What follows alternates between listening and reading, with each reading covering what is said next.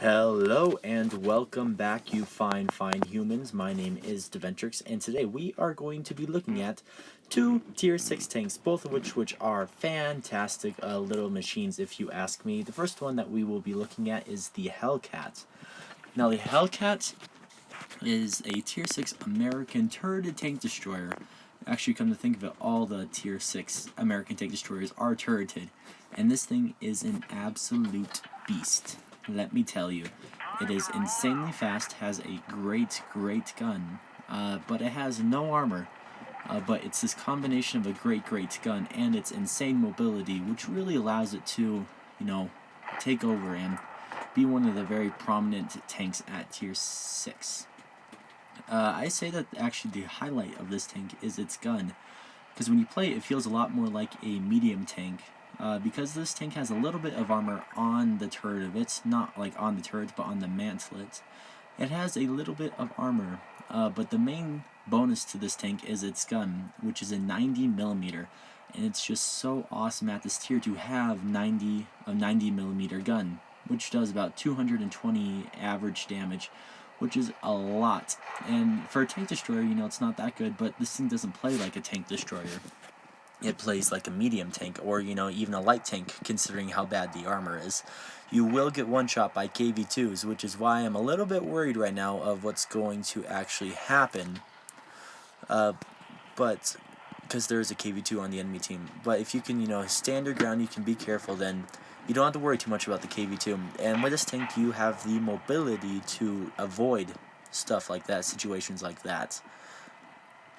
And we are going to use this mobility. As you can see, we've already traveled, half the map, and we are going to pull up here and try to flank the enemy team. And once we flank the enemy team, we can use this great gun and really put the hurt on the enemies. 220 average damage every 7 seconds is so fantastic for a tank at this tier. Now you see that there's the KV1, and we're just going to lay a shot right into the back of him, and you can see just how much alpha this thing does. And it's probably the most surprising fact about this tank is just the alpha it does. It also has great gun depression, which you can see we're using right here to minimize the amount of turret we have to show.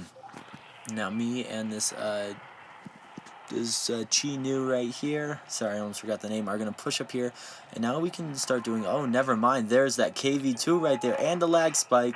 Not a good combination. Thankfully, the KV2 does not shoot us, but unthankfully, he shoots the Chi Nu behind us, which is not good. And we shoot him, but we bounce off again. And I am terrified of that KV2 right there. That KV2 can literally one-shot us from full health. We are going to be able to get a shot into the side of that ARL right there. Now we can push forward, and I'm going to wait for the KV2 to shoot its gun. And then, as you can see, the KV2 just shot right there, and now I'm going to push forward since I know the KV2 has a really long reload. I'm going to push forward, I'm going to lay a perfect shot into the side of his turret, and I am going to blow adrenaline to try to get the second shot in before he reloads. Now, I know I'll be cutting it close, and I did not calculate that right. I thought I would be able to take out the KV2, but alas I couldn't, and the KV2 could have shot me right there, but he didn't, which is a good bit of RNG. Now we can use the gun depression to shoot that Cromwell right there, which is really good for us. And then there's the ARL. ARLs are terrifying tanks. I hate ARLs. They're overpowered right now, and they're not much fun to come up against. They just have such good armor and such a good gun. But thankfully this M4 comes up here, and we are going to be able to take him out. Me and this T-34 right here, I'm going to lay down the alpha, he's going to do the reload, and we're just going to be able to kill that M4 so fast. I tried to see if I can get a shot over the Cromwell. I probably could have, but that would have been a really risky shot. Better to keep it loaded, keep the gun loaded, and try to take out this ARL instead. Sadly, we bounce off the turret of that. That tank is just, oh, it's so powerful. But thankfully, he turns his armor, and we are able to penetrate the turret, and we are able to do damage. Now we're going to push up here, we're going to try to sneak behind this guy before he whips his turret around. Thankfully we are able to do that. And now you're going to see one of the main weaknesses about this tank is its slow turret traverse. While you do have a turret, it's not much of a turret because it does not like to turn very much at all.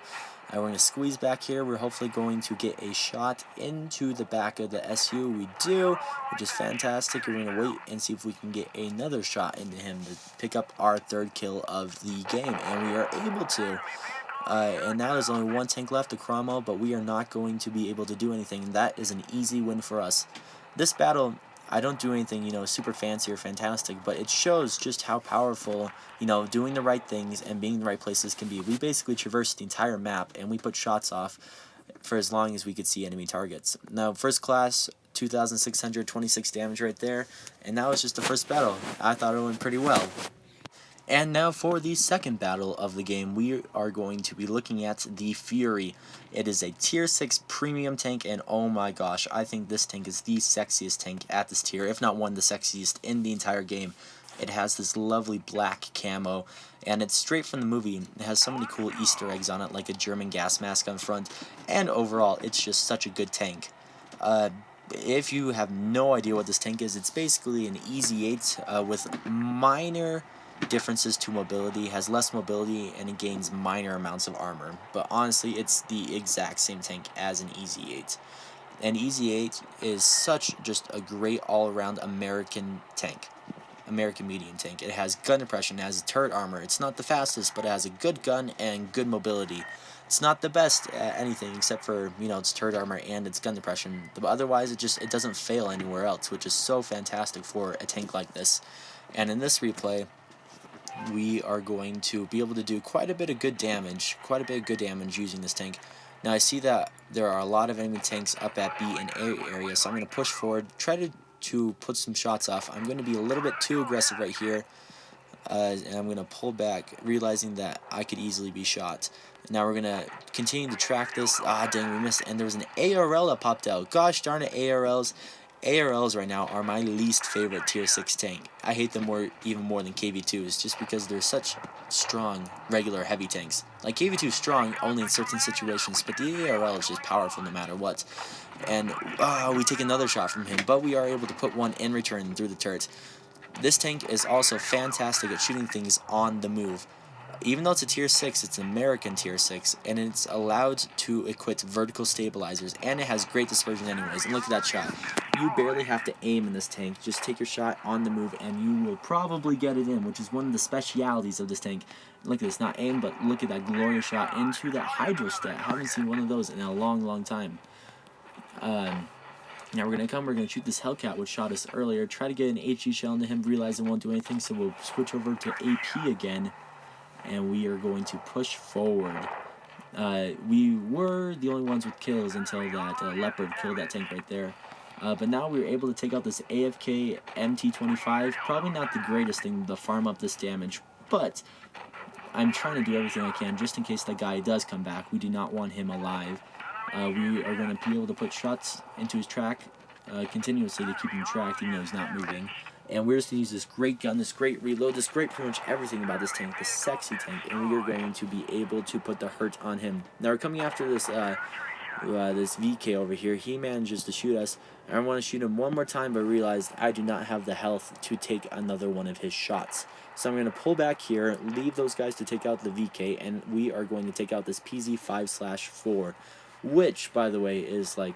It was my favorite tier 5 medium or premium medium tank for the longest time. I will probably do a video on that.